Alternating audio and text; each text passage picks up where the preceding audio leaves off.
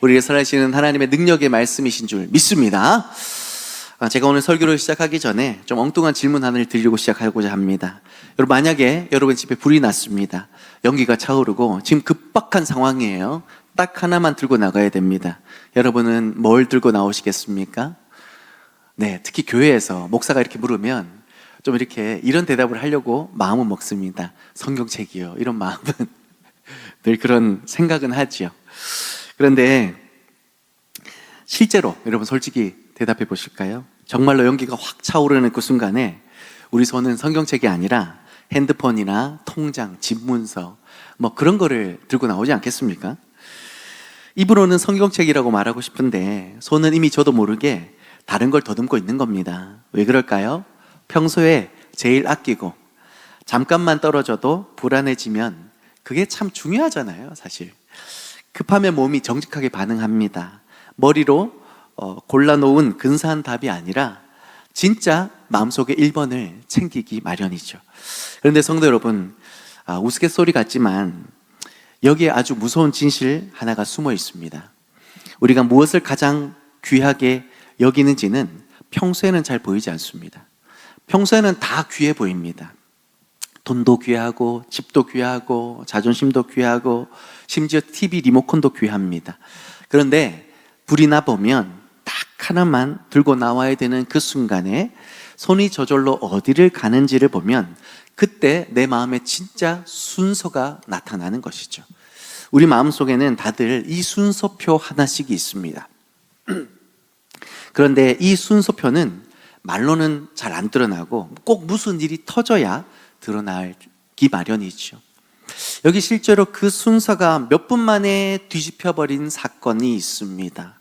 1970년 4월 아폴로 13호가 달을 향해 올라갔습니다.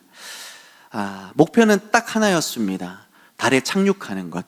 이것을 위해 수많은 과학자가 그걸 위해 매달렸고 우주 비행사들은 수도 없이 훈련했고 어마어마한 돈과 시간이 들어갔습니다. 그들에게 착륙은 선택이 아니라 무슨 일이 있어도 이루어야 할 목표였습니다. 그런데 발사 이틀 뒤에 지구에서 32만 킬로미터쯤 떨어진 캄캄한 우주 한복판에서 산소 탱크가 터져버립니다.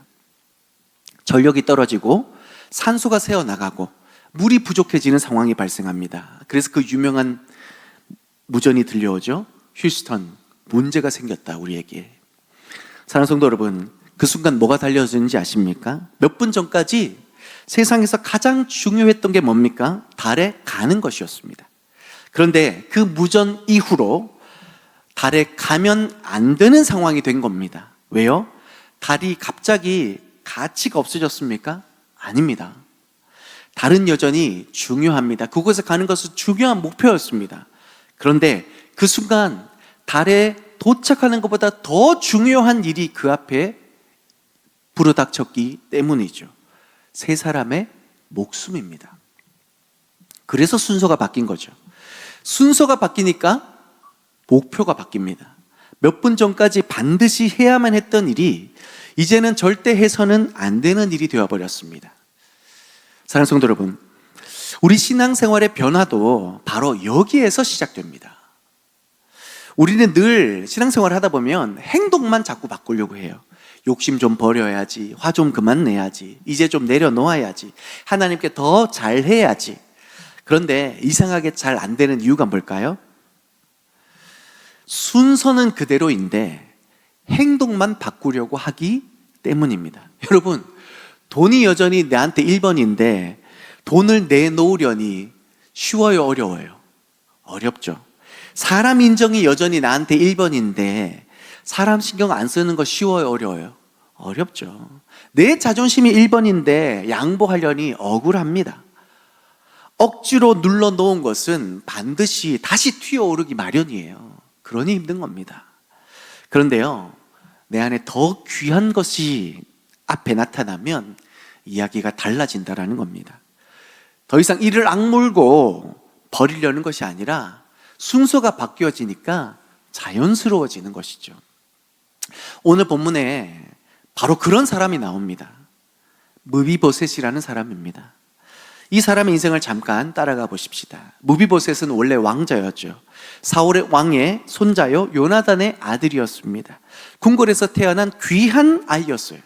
그런데 5살 되던 해에 할아버지 사울과 아버지 요나단이 전쟁터에서 한꺼번에 죽었다라는 소식이 날아듭니다. 온 집안이 발칵 뒤집혔죠. 다급하게 피난을 떠나는데 유마가 어린 왕자를 들쳐안고 정신없이 뜁니다. 그 경황 없는 도망길에 아이가 그만 툭 떨어져 버리죠. 그 후로 아이가 두 다리를 쓰지 못하는 장애인이 되어버립니다.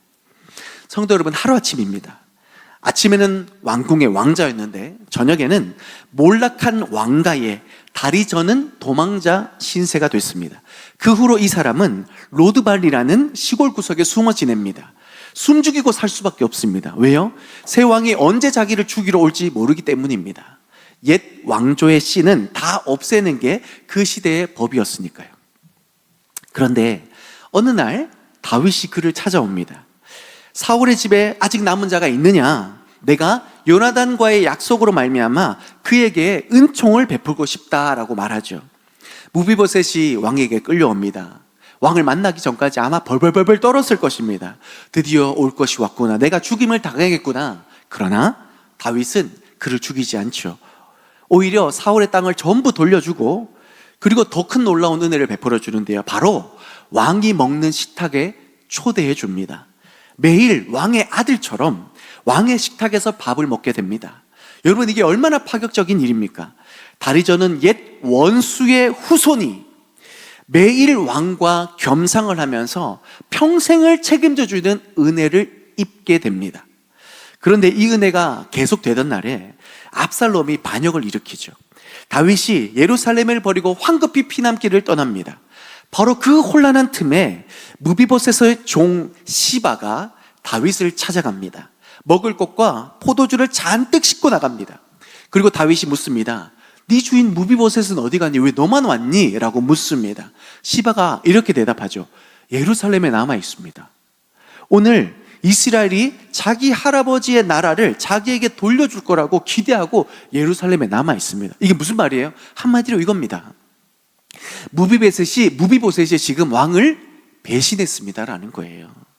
거짓말이었죠. 새빨간 거짓말이었습니다. 그런데 다윗은 이 사실을 확인하지 않죠. 피난길이 급하니까 시바 말만 듣고 판결해버립니다. 무비보셋의 제사를 몰수하여서 너에게 준다. 이제 무비보셋의 제사는 다 네 것이다라고 판결을 내려버립니다. 성도 여러분, 무비보셋은요 그날 하루아침에 모든 것을 잃었습니다. 재산을 잃었고요, 명예를 잃었고요, 왕의 신뢰까지 잃었습니다.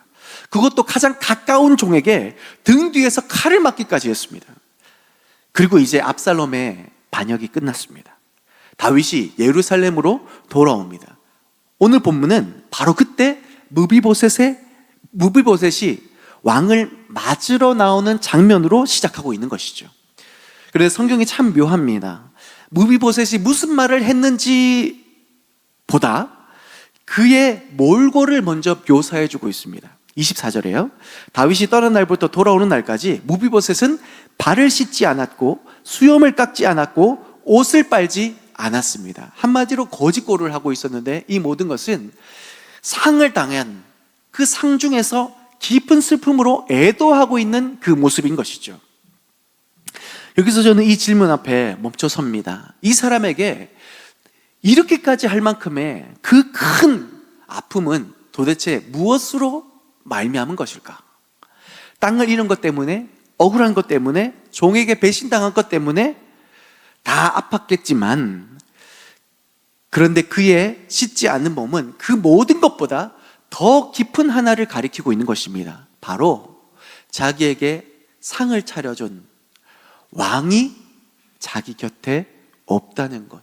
그것이 무비보셋에게 있어서 가장 슬퍼할 이유였다라는 것이죠. 여기에서 오늘 말씀이 시작됩니다. 가치가 바뀐 사람에게는 여러분 오늘 3가지가 달라진다고 함께 나누고 싶습니다. 가장 아픈 것이 달라지고, 당연한 것이 달라지고, 마지막까지 붙드는 것이 달라집니다. 이 3가지 말씀 속에 우리가 함께 중요한 하나님의 메시지를 깨닫고 은혜를 나눌 수 있길 원합니다. 첫째로요, 가치가 바뀌면 가장 아픈 것이 달라집니다. 뭐가 바뀐다고요? 가장 아픈 것이 달라집니다. 24절을 보십시오.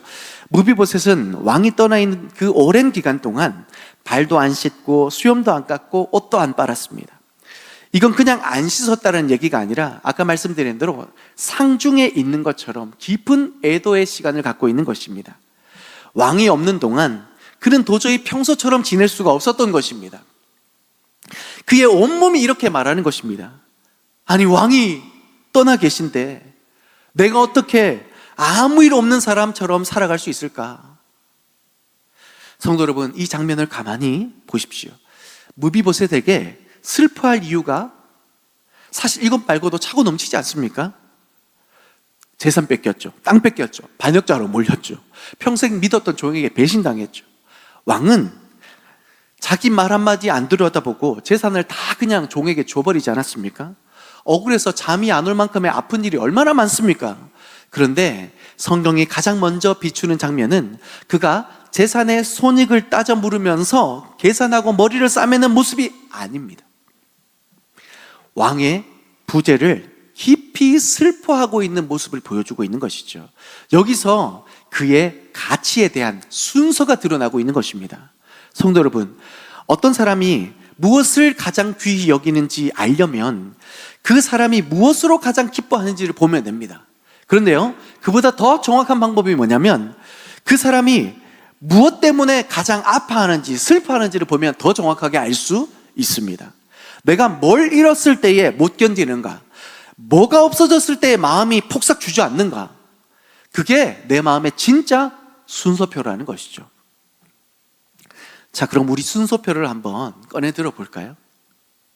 우리는 통장 잔고가 줄어들면 귀신같이 압니다. 10,000원 이상만 빠져나가도 문자 오면 바로 확인하죠. 몸이 조금만 이상해도 우리는 바로 압니다. 어제 뭘 잘못 먹었나?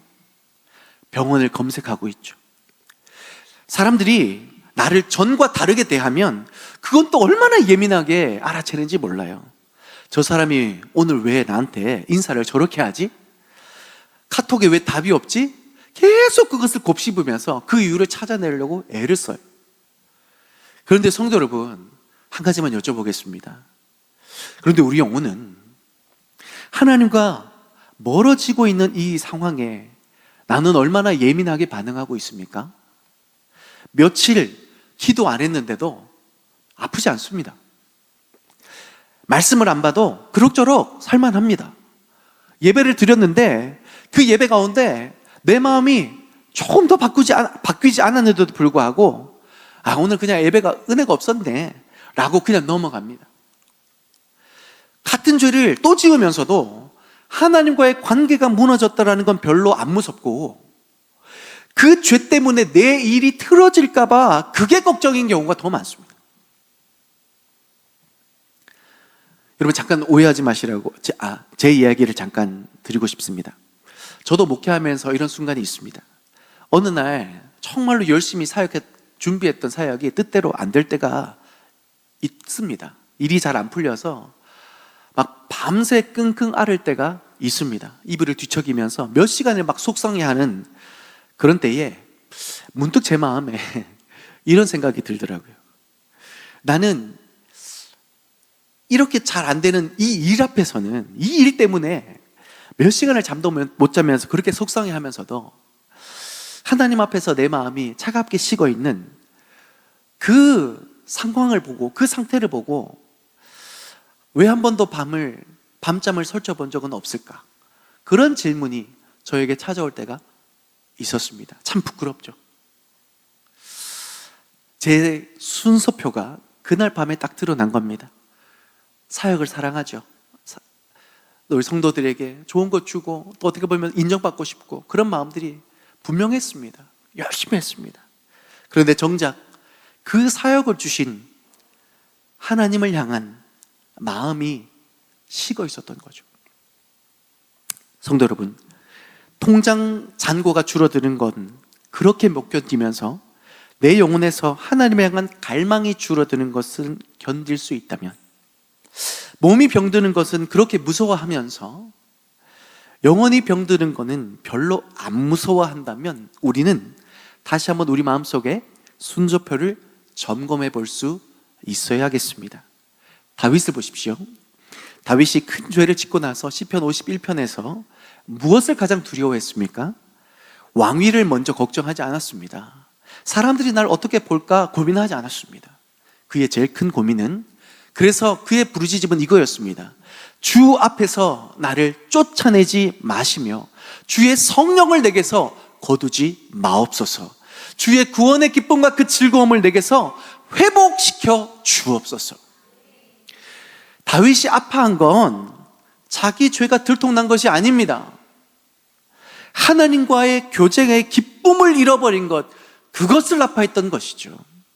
주님, 다른 건 몰라도 이건 안 됩니다라고 부르짖었던 것은 주님의 얼굴이 내게서 가리워지는 것, 그것을 다윗이 견딜 수 없어 했던 것입니다. 여러분, 혹시 오해할까 봐 말씀드립니다. 여러분, 이 말은요, 하나님이 자기 백성을 진짜로 버리셨다, 떠나셨다라는 뜻이 아닙니다. 그리스도 안에 있는 자기 백성을 하나님이 이랬다 저랬다, 버리셨다, 붙드셨다 이렇게 하지 않으십니다. 하나님 우리 안에 들어오시고 우리를 절대로 떠나시지도 버리시지도 않는 줄 믿습니다. 그런데 성도가 죄를 지으면 하나님과의 교제의 기쁨은 잃어버릴 수 있다라는 것이죠. 영혼이 메마를 수 있다라는 겁니다. 말씀을 읽어도 감격이 없고 기도해도 있을만 움직이지 역사가 없고 찬양을 불러도 내 마음은 저 멀리 가 있는 그런 때가 있다라는 것입니다. 그때 여러분, 우리는 얼마나 그 상황 앞에서 아파하고 있느냐, 우리는 그것을 오늘 점검해 볼 수 있어야 합니다. 오히려 그런 상태에 너무 익숙해져 있는 것은 아닙니까? 요즘 기도가 잘 안 돼도 뭐, 말씀이 잘 안 들어와도 뭐, 예배가 뭐 감동 없어도 뭐, 그냥, 여러분, 사실 그냥 이게 제일 무서운 거예요. 여러분, 여기서 저는 여러분에게 죄책감을 드리려는 게 아닙니다. 오히려 반대예요. 오늘 이 말씀 앞에서 여러분 마음속 한 구석에 뜨끔했다면, 뭔가 좀 아프다면, 그것은 정죄받을 일이 아니라 오히려 감사할 일이라는 것을 기억하십시오. 왜냐하면요, 아직 아플 수 있다라는 그 자체가 그 사랑이 아직 살아있다라는 증거이기 때문입니다. 여러분, 배고픈 사람이 음식을 찾습니다.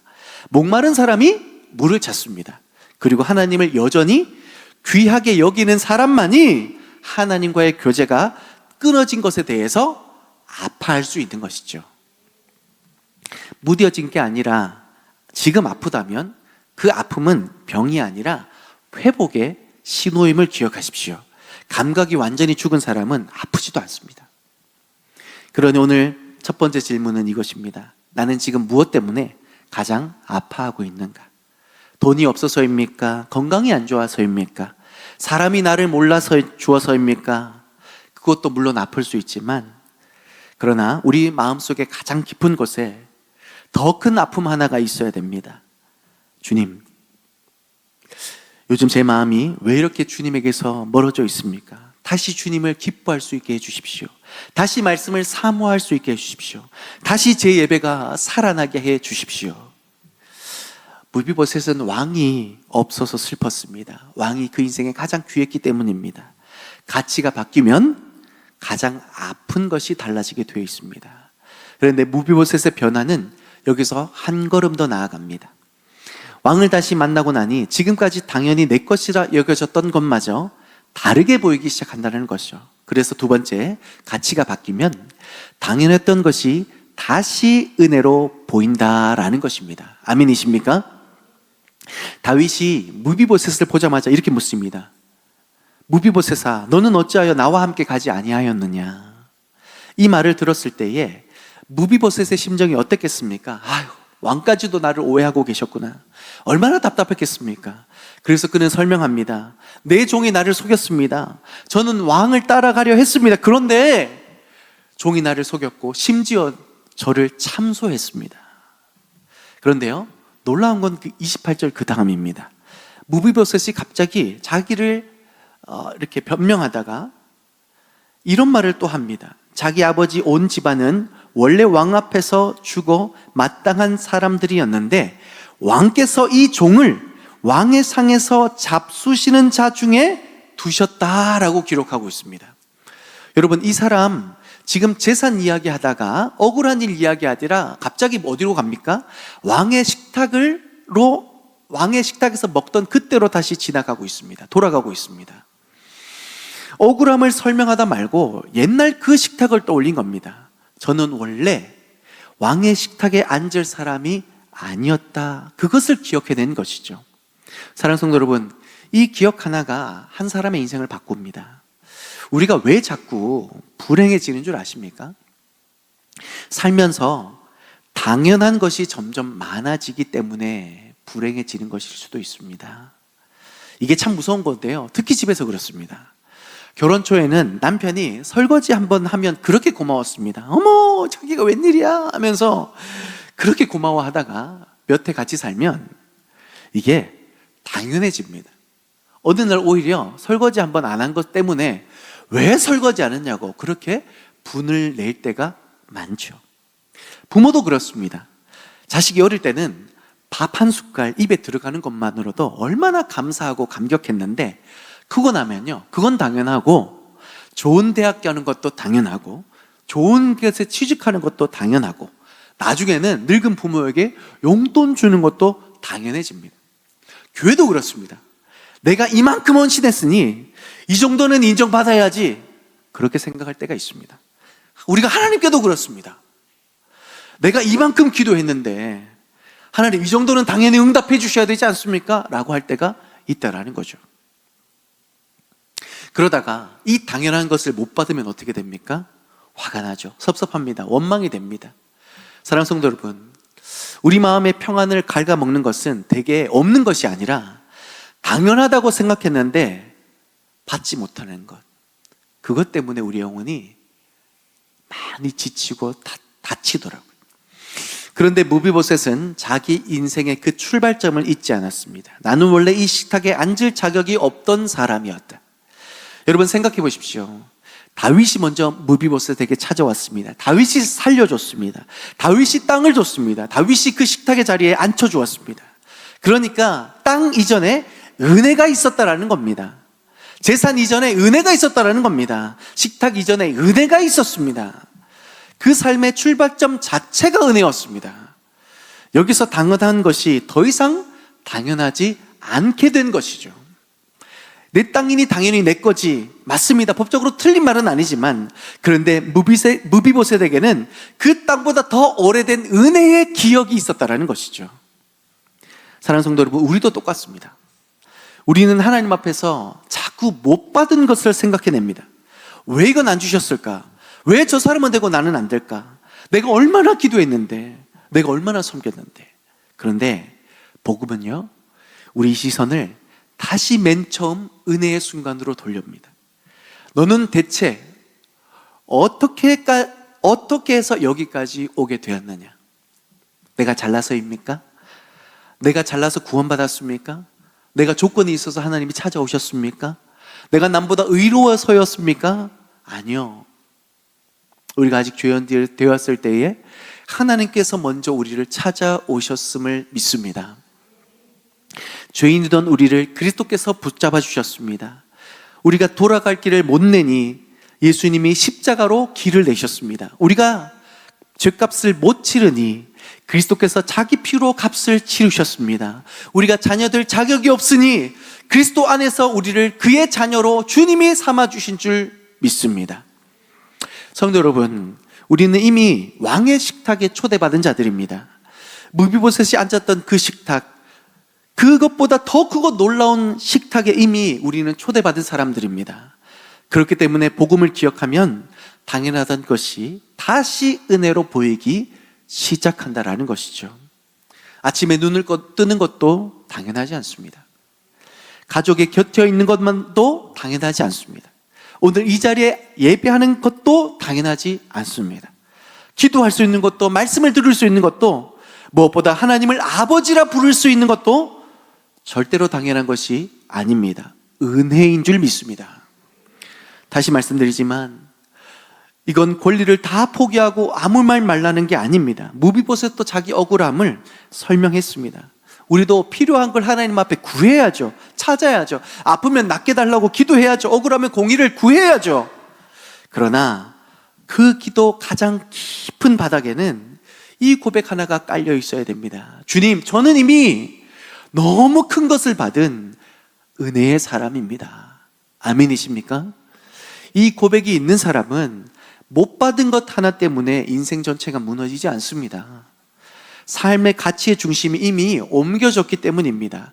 가치가 바뀌면 그래서 당연했던 것이 다시 은혜로 보이기 시작하는 것입니다. 그런데 이제 마지막 장면에서 무비보셋의 가치 변화가 가장 선명하게 터져 나옵니다. 감정도 아니고 말도 아닙니다. 실제 선택에서 드러납니다. 가치가 바뀌면 무엇을 붙들 것인지가 달라집니다. 무엇을 붙들 것인지가 달라진다라는 것이죠. 29절입니다. 다윗이 판결합니다. 내가 어찌하여 내 일을 다시 말하느냐? 내가 이르노니 너는 시바와 밭을 나누라. 성도 여러분, 솔직히 이거 너무 답답한 판결 아닙니까? 시바가 거짓말을 한 거잖아요. 그렇다면 그 거짓말이 드러났으면 시바를 벌 주고 그리고 그 당을 다 빼앗아서 무비보셋에게 돌려줘야 되는 거 아닙니까? 이게 합당한 판결인데 반씩 나누라. 말이 안 되죠.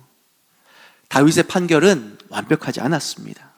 그런데 바로 그때 무비보셋이 이렇게 말합니다. 30절에요. 차라리 그가 전부를 차지하게 하옵소서. 그로 그 땅 전부를 차지하게 하옵소서. 시바에게 땅 다 주라는 겁니다. 여러분, 오해하지 마세요. 믿음이 좋으면 재산 다 포기할 수 있는 거구나, 다 포기해야 되는 거구나. 아닙니다, 여러분. 무비보셋의 말에는 반드시 붙어 있는 이유가 있습니다. 바로 다음 문장. 내 주 왕께서 평안히 왕궁으로 돌아오셨기 때문이라는 거죠. 오늘 이 한 문장이 이 설교의 핵심입니다. 무비보셋이 재산을 포기한 이유는 재산이 하찮게 여겨졌기 때문이 아닙니다. 그 땅 중요합니다. 자기에게는 생계입니다. 가문의 유산이에요. 앞으로 먹고 살 기반입니다. 심지어 자기는 장애인이잖아요. 얼마나 중요한 겁니까? 그런데 이제 그보다 더 중요한 것이 눈앞에 있기 때문에 이걸 내려놓을 수 있는 겁니다. 왕이 돌아왔습니다. 왕의 식탁에 그를 초청하며 그를 일평생 책임져 줄 은혜의 왕이 돌아왔기 때문입니다. 그래서 무비보셋의 말은 이겁니다. 왕이요, 땅이 안 중요하다라는 게 아닙니다. 그런데 지금 제 앞에 왕이 계시지 않습니까? 제가 그토록 기다리던 그 왕이 돌아오시지 않았습니까? 땅보다 왕이 더 제게는 중요합니다. 이 말입니다. 사랑하는 성도 여러분, 가치의 변화는 결국 선택에서 드러납니다. 입으로는 얼마든지 말할 수 있습니다. 하나님이 제일 중요합니다. 주님이 최고입니다. 그런데 정말 무엇이 1번인지는 두 가지가 충돌할 때에 그 순간에 드러납니다. 일요일 아침 늦잠과 예배가 충돌할 때 드러납니다. 돈과 말씀의 원칙이 충돌할 때 드러납니다. 내 자존심과 용서가 충돌할 때 드러납니다. 사람의 인정과 하나님 앞에 정직이 충돌할 때 드러납니다. 그 갈림길에서 어디로 발을 옮기느냐, 그게 내 진짜 우선순위인 것이죠. 그래서 우리 각자에게 이 질문을 던질 수 있어야 됩니다. 나는 지금 무엇을 간절히 붙들고 있는가? 이것만큼은 절대 못 놓겠다 하는 그게 뭡니까? 돈입니까? 체면입니까? 자녀입니까? 계획입니까? 그것 자체가 나쁘다라는 것이 아닙니다. 다 소중하죠. 그런데 그게 주님보다 위로 올라가는 순간에 우리 안에 순서가 통째로 흔들리기 시작한다라는 겁니다. 무비보셋은 많이 잃었어요. 재산도 잃고 명예도 잃고 왕의 신뢰까지 잃었습니다. 그런데 마지막 딱 하나를 되찾고 붙들었죠. 왕입니다. 그래서 이렇게 말할 수 있었던 것이죠. 왕이 돌아왔으니 그것이면 됩니다. 사랑하는 성도 여러분, 꼭 기억하십시오. 신앙은 아무것도 안 소중히 여기는 것이 아닙니다. 가족도 귀합니다. 삶도 귀합니다. 건강도 귀합니다. 돈도 필요합니다. 내 이름과 명예도 중요합니다. 신앙은 그 모든 것을 하찮게 여기는 것이 아닙니다. 신앙은 그 모든 것 위에 한 분을 가장 높은 자리에 두는 것이 신앙입니다. 예수 그리스도십니다. 그러면 신기하게 그 아래에 있는 것들이 다 제자리를 찾습니다. 돈은 필요하지만 내 주인은 아닙니다. 건강은 귀하지만 내 하나님은 아닙니다. 내 자녀를 사랑하지만 내 구원자는 아닙니다. 사람의 인정은 감사하지만 그 인정이 내 존재의 가치를 결정하지는 않습니다. 왜요? 나에게 왕이 계시기 때문입니다. 1번이 확실하면 2번, 3번, 4번이 흔들려도 인생 전체는 무너지지 않습니다. 그런데 1번이 자꾸 바뀌는 사람은 아무리 많이 가져도 늘 불안해해 발 수밖에 없죠. 말씀의 결론을 맺습니다. 오늘 무비보셋에서요 3가지를 봤습니다. 첫째, 가치가 바뀌니 아파하는 것이 달라졌습니다. 땅 잃은 것을 슬퍼하는 것이 아니라 왕이 없는 것을 슬퍼했습니다. 둘째, 가치가 바뀌니 당연했던 것이 다시 은혜로 보였습니다. 나는 원래 이 식탁에 앉을 사람이 아니었습니다. 셋째, 가치가 바뀌니 마지막까지 붙드는 것이 달라졌습니다. 땅을 다 가져가도 좋습니다. 왕이 돌아오셨으니까요. 그것이면 됩니다. 사랑하는 성도 여러분, 오늘 이 말씀을 이 약물고 흉내 내려고 하지 마십시오. 나도 오늘부터 이걸 내려놓아야지, 오늘부터 아무 욕심 가지지 말아야지, 며칠 못 갑니다. 그게 핵심이, 오늘 말씀의 핵심이 아니에요. 뭐가 핵심이에요? 무엇을 내려놓을까 보다 무엇이 내게 가장 귀한가를 먼저 살펴보고 그것을 정의 내리고 그것을 붙드는 것. 순서가 바뀌면 내려놓음은 억지가 아니라 자연스러운 일이 되기 때문입니다. 그리고 여기서 우리는 다윗 왕보다 훨씬 좋은 왕을 만납니다. 바로 우리의 참된 왕이신 예수님이십니다. 다윗은 시바에게 속았습니다. 그러나 예수님은 속지 않으십니다. 다윗은 무비보셋의 진심을 다 알지 못했습니다. 그러나 예수님은 우리 마음의 중심을 다 아시는 줄 믿습니다. 다윗은 어정쩡한 반쪽짜리 판결을 내렸습니다. 그러나 예수 그리스도는 마지막 날 완전한 공의로 우리를 판단하시고 불꽃과 같은 눈자로 우리의 삶을 지키시고 인도하시는 줄 믿습니다. 무엇보다도 다윗은 무비보셋에게 자기 식탁에 한 자리를 내어주었지만 우리의 왕 예수님은 우리를 자기 식탁에 앉히시려고 자기 생명을 내어주셨습니다. 십자가에서 몸이 찢기셨습니다. 피를 쏟으셨습니다. 죽어 마땅한 우리를 살리시려고 원수되었던 우리를 하나님의 자녀로 삼으셨습니다. 그런 왕이 지금 우리와 함께 하시는 줄 믿습니다. 사랑하는 성도 여러분, 오늘 주님이 우리에게 주시는 말씀은 무조건 다 버려라가 아닙니다. 그보다 먼저 이 말씀입니다. 나를 보아라. 내가 너에게 누구인지 다시 한번 보아라. 주님이 다시 크게 보이면 순서가 바뀝니다. 순서가 바뀌면 우리의 슬픔이 바뀌고 우리의 감사가 바뀌고 우리의 선택이 바뀝니다. 그리고 결국 우리의 예배가 바뀌면서 우리의 삶이 주님 앞에 더욱더 온전하게 되어지는 것이죠. 가장 귀한 분이 정말 가장 귀하게 보이기 시작하면 그분께 최선을 드리는 것이 더 이상 억지가 아니라 기쁨이 됩니다. 시간이 아깝지 않습니다. 수고가 아깝지 않습니다. 마음을 드리는 것이 아깝지 않습니다. 무비보셋의 마지막 고백을 우리의 것으로 만들어 가지고 가십시다. 그가 전부를 가져가도 좋습니다. 내 주 왕께서 평안히 도리하셨으니까요. 우리의 고백도 그렇게 되기를 바랍니다. 주님, 제 형편이 다 풀려야만 좋은 게 아닙니다. 사람들이 다 알아줘야만 좋은 게 아닙니다. 원하는 걸 다 손에 쥐어야만 좋은 게 아닙니다. 주님이 계시면 됩니다. 왕이 나와 함께 계시면 그것이면 됩니다.